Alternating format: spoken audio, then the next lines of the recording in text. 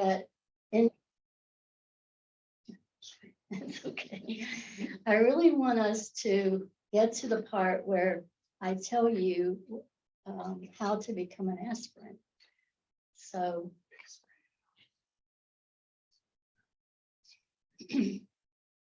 so the Order of Interbeing is a community that was created by Thich Nhat Hanh during the Vietnamese War.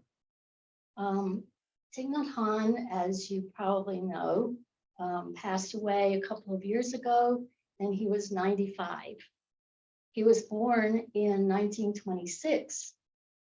And we'll see, as we go on, we'll see why he was so deeply influenced to create this kind of community, this kind of Sangha.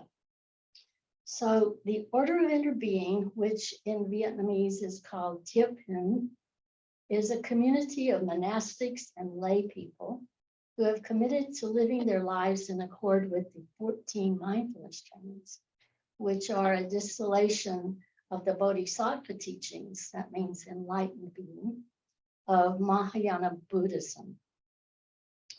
So let's go to the next picture.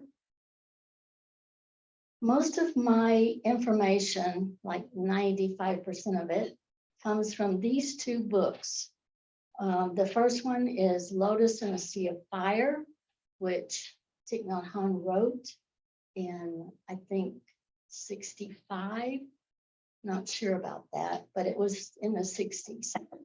This was the time in which the United States was involved in a war in Vietnam. But there have been wars in Vietnam for a century.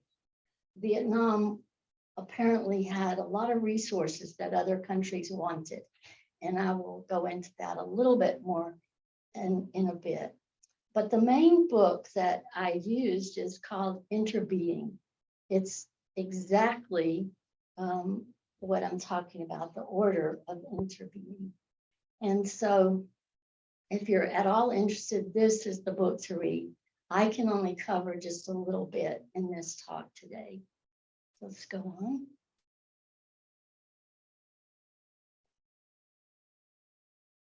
So this is from the Lotus in a Sea of Fire. I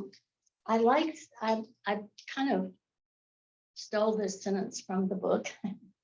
The Order of Interbeing and the 14 mindfulness trainings were forged in a crucible of fire and devastation. So then I have a little paragraph here about all of the ways in which Vietnam was occupied or at war with various countries. From about 1850 to 1973, that's a very long time for your country to be occupied.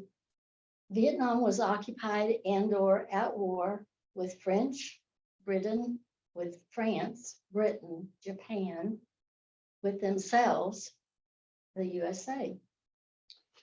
Now, Thich Nhat Hanh, as I said, was born in 1926. So he lived his whole life surrounded by suffering and the destruction of war. His accomplishments in spite of that are just astonishing. Thai's humanitarian activities during the Vietnam War, the one we know about, the one in which America was involved, put him in the crossfires of both the North and the South because he refused to take sides. He and his followers daily put their lives on the line to help anyone whose village had been bombed or ransacked. They went wherever they were needed, took as any kind of supplies they could find, food, medical supplies. I was going to say I'm hesitant to go off course a little bit, but Thich Nhat Hanh did spend some time in the United States in the 60s, like 63, 64. And he was in the United States when he was exiled. But shortly before that, he wrote the 15 mindfulness trainings, which are the things that I'm going to talk about in a little bit. He ordained 6 members of the organization called the School of Youth for Social Service. And then he changed the name to the Order of Interbeing. Now, let me just talk a minute about the School of Youth for Social Service. This was an organization that these are the people who went into those villages and took supplies and bandages and did, whatever they could to help. In some cases, they tried to rebuild whole villages and lived in them while they were doing that. So there were 3 men and 3 women who were ordained in February 1966. And then no other ordinations took place until 1981 because Ty was, in various places, ended up in France in a place that now is known as Plum Village.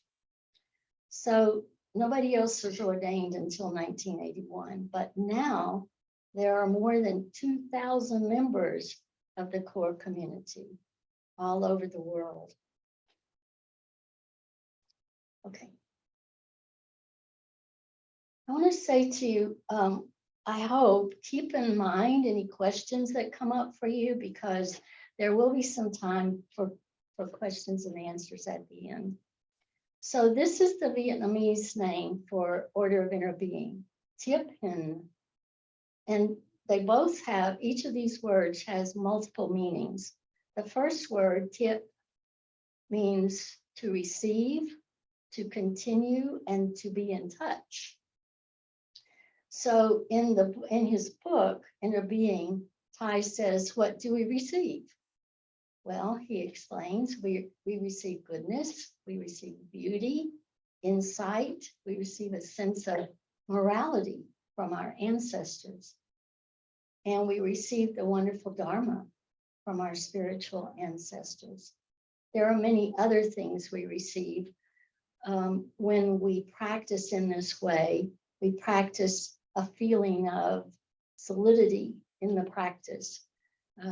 All kinds of beneficial experiences are available when we receive these teachings.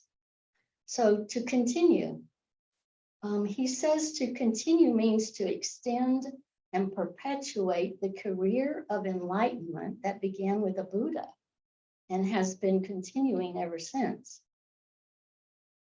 So this is part of the ethos, I'm going to call it, in the Order of Interbeing. It's this very strong purpose to continue to extend and perpetuate the enlightenment that began with the Buddha. The last part is to be in touch. To be in touch means to begin by being in touch with a wonderful present moment. Being in touch with our own suffering also is a way that we can understand and maybe benefit others who are suffering. And we can only do that in the present moment. The present moment is the only moment available to us. So being in touch that way is just the, it's the beginning. It's how you have to start. Okay. The next word is hin. It has 4 meanings. It has the meaning of the present moment, that which is happening in the present moment, make our objectives become real, and adapt to modern needs. Some of that's kind of self-explanatory, but perhaps the first one is because we all know that the only moment of life we have is the present one. So that's understandable. The secret of Buddhism then is to be awake here and now.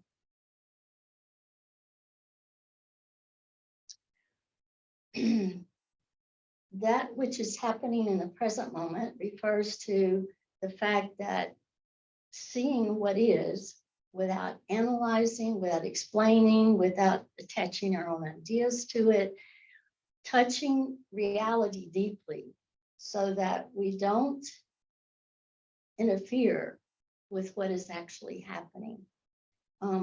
There is a training, a mindfulness training in the 14 that refers to this precisely, about letting go of attachment, letting go of views. And then we have to make our objectives become real. This part, I think, is really important. Ty says, ideas about understanding and compassion are not enough. Understanding and compassion must be real in our lives. We can talk about all these lovely things, but if we're not actually living that way, it has no benefit to ourselves or anybody else. And the last bit is adapt to modern needs. So by that, Ty means the Dharma that we teach has to be appropriate for the intended audience, which when I was teaching school, we said, meet them where they are. Start where they are. And so you have to frame things in a way that will make sense to the people you're talking to, and also to be in touch with modern ways of communicating. So in this Sangha, we've done a pretty good job of that, I think, attending to the modern part. And Ty has always done this. The 5 mindfulness trainings, for instance, have been modified a couple of times since they were written. And the 14 have been modified, as far as I know, once. But they are changed when they fail to comply or kind of align with present experiences, modern experiences. Okay.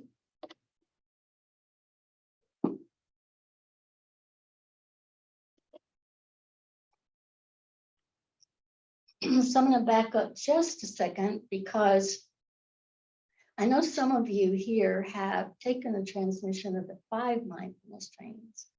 Who's done that? Just let me know how many people I'm talking to. Okay.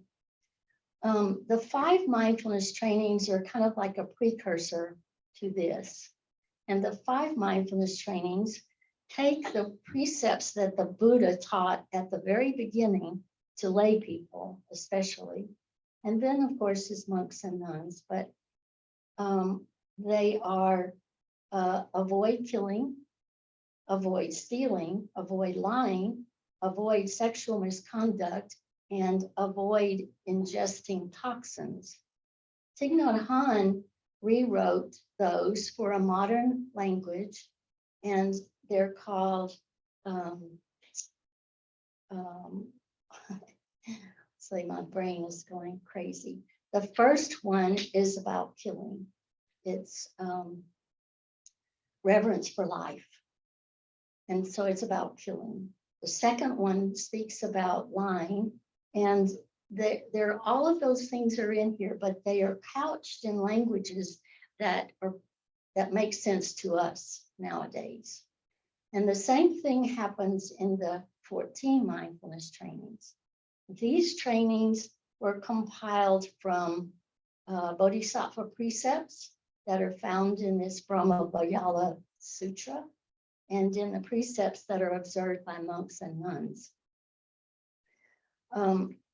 As a layperson, we receive a transmission for these 14 mindfulness trainings. And I discovered when I was ordained that monks and nuns do this as well. They take these 14, and then of course they have lots of other precepts that they follow, but they start with this. So the first 3 precepts directly relate to rejecting fanaticism and political or religious self-righteousness. And I just want to read that first one for you. I have some copies here. If anybody wants one, I'll be happy to give you one. And if I run out, I can copy more. So the first mindfulness training is called openness. Now, if you've done the 5, you know that they all start with aware of the suffering caused by something. This starts the same way. Aware of the suffering caused by fanaticism and intolerance. We are determined not to be idolatrous about or bound to any doctrine, theory, or ideology, even Buddhist ones. We are committed to see the Buddhist teachings as guiding means that help us develop our understanding and compassion. They are not doctrines to fight, kill, or die for. We understand that fanaticism in its many forms is the result of perceiving things in a dualistic and discriminative manner. We will train ourselves to look at everything with openness and the insight of interbeing in order to transform dogmatism and violence in ourselves and in the world. So remember, Thich Nhat Hanh wrote these 14 mindfulness trainings in the midst of the big Vietnam War, North, South, American. There may even have been some French troops still there, and maybe some Chinese troops. Anyway, it was a violent kind of situation. And so these first 3 mindfulness trainings are kind of centered on that one thing, to make sure that the first thing people who were practicing in this way, the first thing we would do is not attach to any particular view. When I first read this, I was just kind of dumbstruck by this sentence that says, they are not doctrines to fight, kill, or die for. It's so relevant today. If you look at any place pretty much in the world, there are people who are willing to die for a particular view and kill because of a particular view. So the second one, which is in the same category, sort of, is called non-attachment to views. And then the third one is called freedom of thought. So all of these have something to do with being careful not to have any kind of bias or judgment. All of those fit into that kind of category. The 4th mindfulness training is called awareness of suffering. And this one really is about, it's really almost like a capsule way of talking about the 4 noble truths. So in the 4th, Thai is saying, develop your understanding and compassion by understanding your own suffering. And that corresponds to the 4, because first we recognize that there is suffering, and then we recognize that there are causes of that suffering, and then we recognize that there are remedies. There are ways to remedy suffering, to manage it. And then, of course, the 4th noble truth is the Eightfold Path, which tells us exactly what that way is. So the 5th mindfulness training is called healthy living. This one corresponds to the 5th one in the 5, where Thai is talking about being careful what we consume. So the 5th one is about consumption, awareness of the kinds of nutriments we consume. And that doesn't mean just eating and drinking. It means what we listen to, what we watch, what we read, anything we take in through our senses is considered a nutriment. And so awareness of what you're taking in is consumption. And if you think about that and really begin to think about all the things that we're consuming, it's easy to see that some of those things are not at all beneficial. The sixth mindfulness training is about taking care of anger. And Ty has written many, many things, even a book called Anger.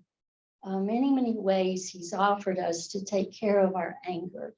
And the sixth one is about that very thing, taking care of anger as soon as we recognize that it's arising.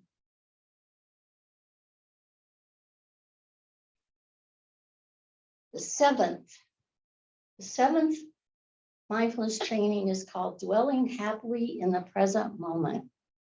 This training shows us how mindfulness, awareness, and breath are the keys to maintaining peace and happiness. Again, these are the kinds of things we teach. These are the kinds of things we observe in our daily practices.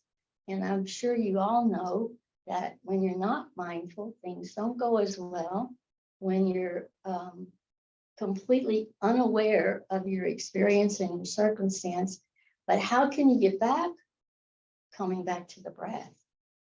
So these three things are major keys to help us stay together, to help us be happy. The 8th, 9th, and 10th trainings all have to do with a part of the Noble Eightfold Path. Right thinking, speech, and action. So the 8th one is called Community and Communication. That is about, well, it's about all of those things really, but it has to do with right thinking and right speech in particular. The 9th mindfulness training is called Truthful and Loving Speech. And there is a mindfulness training in the 5 that covers that as well. The 10th, protecting and nourishing the Sangha. Thich Nhat Hanh was extremely what do I want to say? The Sangha was really, really important to him because and in fact, he said at some point that the next Buddha might be a Sangha. So Sangha and coming together as community was very important to him. And so he wanted us to protect and nourish the Sangha, to nourish the community. There are many ways to do that, and maybe we'll have time to talk about that at the end. So the 12th mindfulness training is called Reverence for Life, which is the first one in the 5 mindfulness trainings. It's an admonition against killing. The 13th is called Generosity. This one is a reminder of the importance of generosity. Generosity in every way. Not most people, I think, because I thought this way for a long time. When thinking about generosity, it's like first you think about giving money. And in this case, in this Sangha, that's important and it's very useful. But there are so many other ways we can be generous with our time, generous with our attention, generous with our love and our compassion. So the 13th is a reminder about how important it is to be generous. The 14th is about taking care of sexual energy. And this one corresponds a little bit to the third in the 5 mindfulness trainings. It's called true love. True love in the sense of not engaging in sexual activity that creates harm for oneself or anybody else. And also, this is one of the ones that has been updated, I would call it, so that the wording is inclusive for people who have chosen something other than a heterosexual relationship. And so the writing is very clear about how this kind of sexual energy and this kind of relationship is just as good as any kind of relationship, as long as as long as the people involved make a strong commitment to one another and are supported by their friends and the Sangha. And that goes for any kind of couple, actually. Okay, next one. I believe you may have skipped 11. Did I? 11, right? Livelihood. Yeah, that's because it's just one little sentence. 11 is about right livelihood. Right livelihood involves, like, how do we make a living? How do we live in our experience? All of the ways in which you think about livelihood. It's not just your job, but it's also about the ways you go about doing things as you live your life. Okay, thank you, Alex. So these are the steps to take to become an aspirant. Being an aspirant means that you're not yet ordained, and you're going to go through this process in order to prepare yourself to be ordained. So the first thing is that you have to receive the transmission of the 5 mindfulness trainings and practice with them for 2 years. If you've taken the 5 mindfulness trainings and you've been a little bit negligent about reciting them every 3 months, then it would be suggested that you renew that in order to satisfy that requirement. There aren't very many requirements, actually. This is a big one.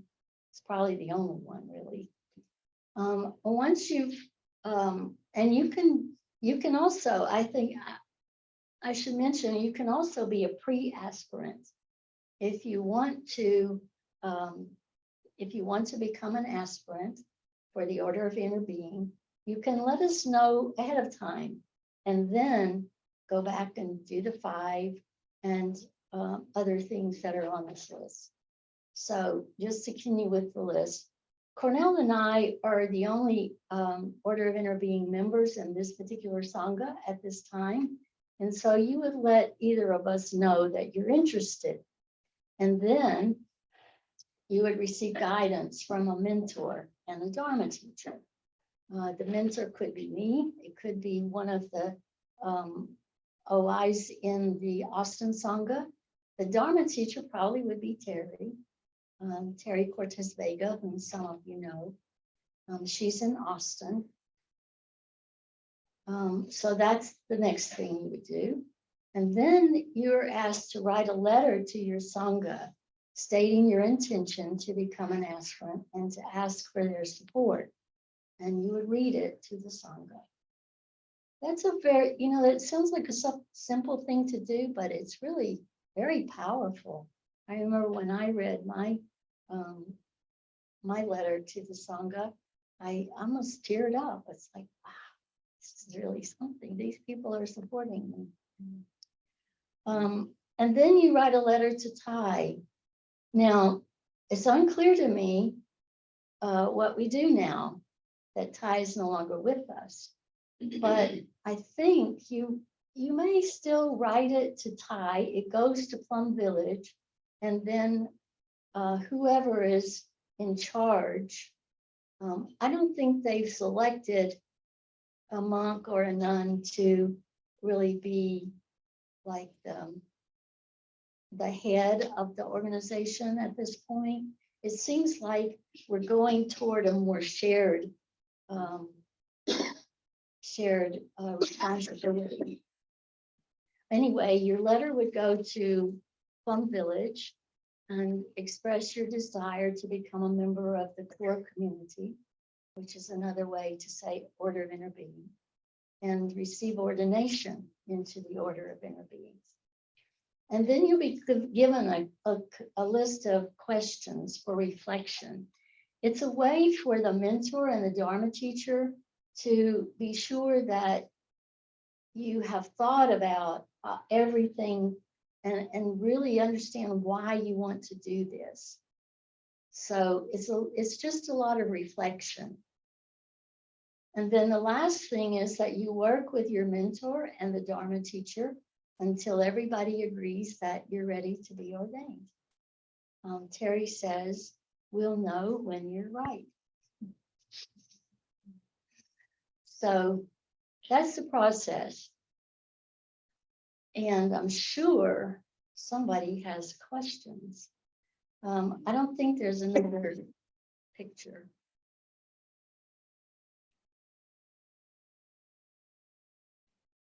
Let's see if I've missed anything I wanted to say.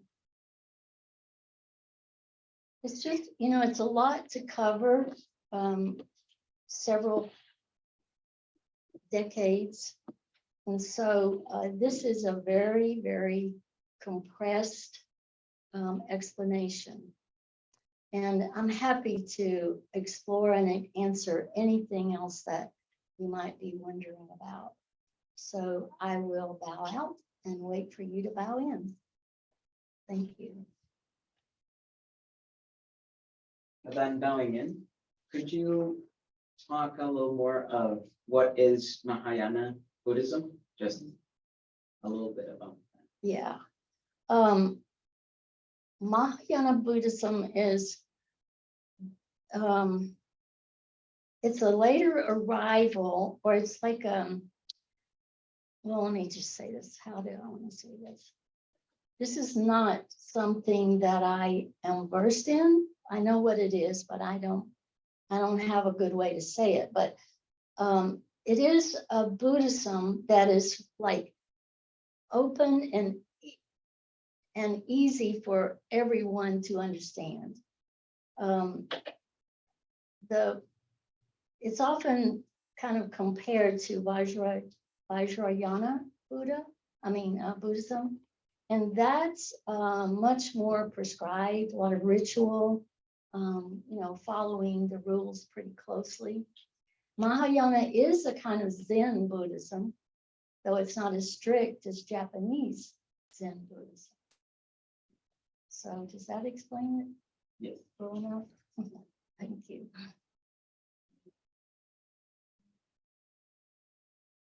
Myron, bowing in. Could you expand a bit more on what the process of working with the mentor and Dharma teacher is like? Sure. That part I do know. A lot of people expect that there would be a curriculum and you'd be told, read this book, let's talk about this, read this sutra. It's not at all like that. It's very unstructured, and the process is driven by the applicant, by the aspirant.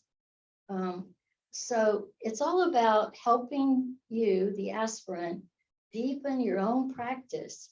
And if that means that you want to study sutras, then we will study sutras.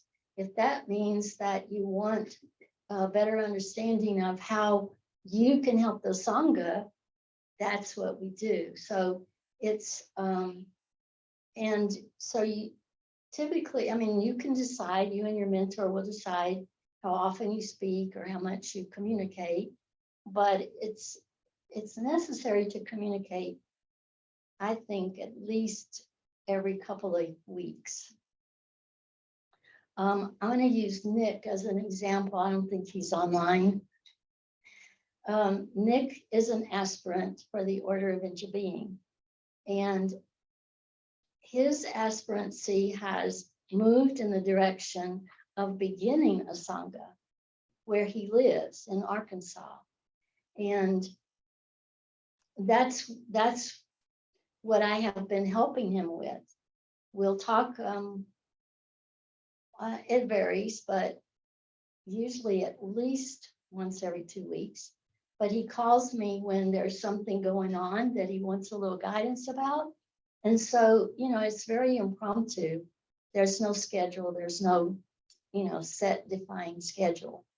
Then I have another aspirant who's going in a very different direction. He is working with veterans who have suffered trauma, and he's a veteran himself, and so he's working sometimes with the VA and sometimes in his own practice with people who really need his expertise in that way. So that his aspirancy is manifesting in that way. So you're welcome. Interbeing, does aspirant have to be a vegetarian in order to practice no killing?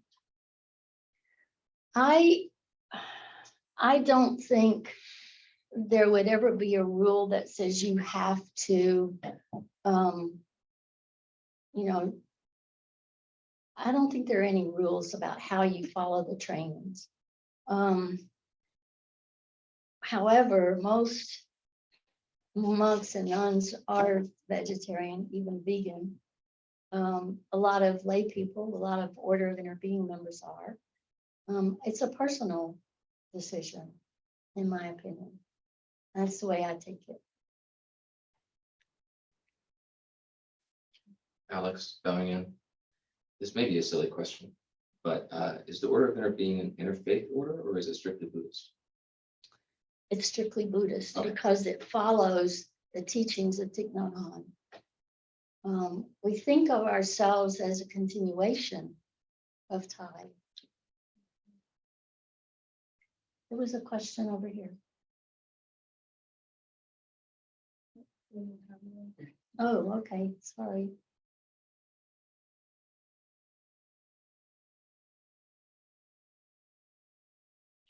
June bowing in. My question is whether you could, is there an easy way to connect to other orders of interbeings? Like, is there a sense of community and network where people are connecting? Yes, there is an online email list. I wouldn't call it a forum, but people post things that interesting things they've read, they've heard, whatever. One of the things some of it is, in my opinion, kind of trivial, and sometimes people will post something and then 5 other people think they need to forward it. So that can be a little bit annoying, but it's a really good resource. One of the things that came across lately was a member who has already, I think, started a list of ways that we can support or do what we can do to bring peace in the Israeli-Palestinian conflict. So he's made a list of organizations that you can contribute to, ways that you can contribute, not just money. He's made a list of sanghas that are sort of using this conflict as a way to understand how Thai would get involved. So yeah, there are a lot of ways to connect with others. Thank you.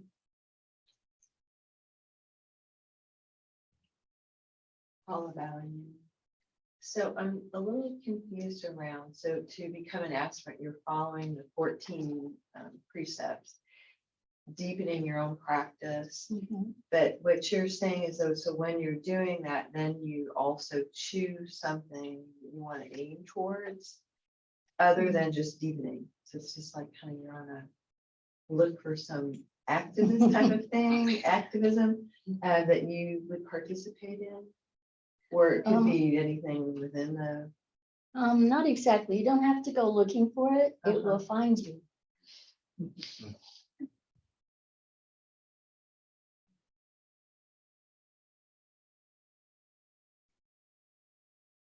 Jessica calling in.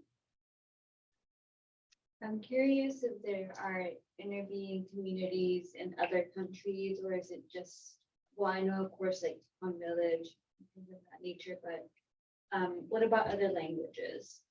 Yes, there are organizations, Order of Interbeing people all over the world. And yes, in Colombia, in many parts of South America, Mexico, and then of course Vietnamese and Thai and, that part of the world. We're all over the world. Germany, like, in Europe especially, but, yeah.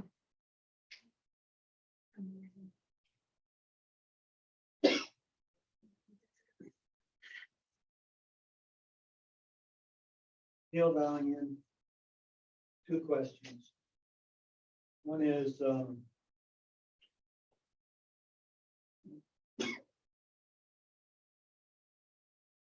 how long do people, the aspirants, and I apologize, but I forget. So your title, so you are no longer an aspirant, right? Correct. But you are what? I'm a member of, it's called a core member of the Order of Interbeing. Right, so I remember. So, how, when people are aspirant, to me, that means they're aspiring Mhm. to be a member of the Order of Interbeing, right? Right. And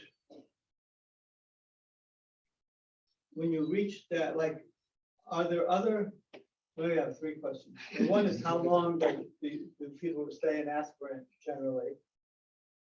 And then the other question is, are there different people, other people that are aspirants in the Dallas? No, other people in the Order of Interbeing in Dallas that, I don't know, that I guess no longer participate, or you stay in the Order of Interbeing forever, or do you have to keep, imagine you have to keep renewing vows or? Well, good questions. First of all, the time at which people stay at an aspirant before they ordain, it varies. It can be as short as 2 years because of the 2 years from the 5. I know a gentleman who was an aspirant for something like 30 years. So, like I said, there's no, predetermined course of action. And then there are Order of Interbeing members who have either left the town, but there'll always be an Order of Interbeing member unless they themselves choose to stop, to say, no, I'm no longer a member. But they still, I can't speak about everybody, but I know a couple of people who are not associated with any Sangha, but I do know that they have kept up their practice, that they still read the 14, you know, they're still following this path.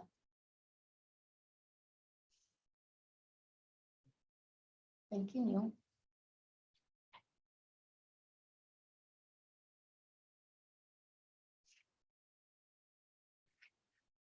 Okay, it seems like we're finished. So thank you all for participating and thank you for your good questions. I'm going to turn it